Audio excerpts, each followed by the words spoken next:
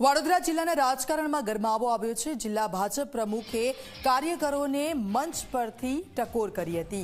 જિલ્લા કોંગ્રેસ પ્રમુખ જસપાલસિંહ પડિયાની પ્રતિક્રિયા પોતાના હઠાગ્રહના લીધે કોઈ સાથે અન્યાય થતો હોઈ શકે છે, જેથી જિલ્લા ભાજપ પ્રમુખે મંચ પરથી ટકોર કરવી પડી। ટકોર કરવી પડે મતલબ કે ભાજપમાં આંતરિક ડખો છે।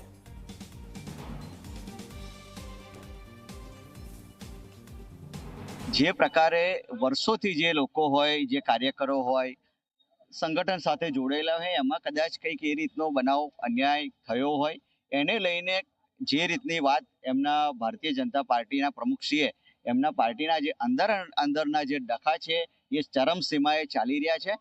જે રીતે પાર્ટીમાં શિસ્તની વાત કરવામાં આવે છે, પરંતુ શિસ્ત જેવું ક્યાં દેખાયું નથી, એને જોઈને આજે એમને જાતે જ ભારતીય જનતા પાર્ટી એમના અંદરના જે વિખવાદો ચાલી રહ્યા છે એ જાતે જ એમને સ્વીકાર્યા છે।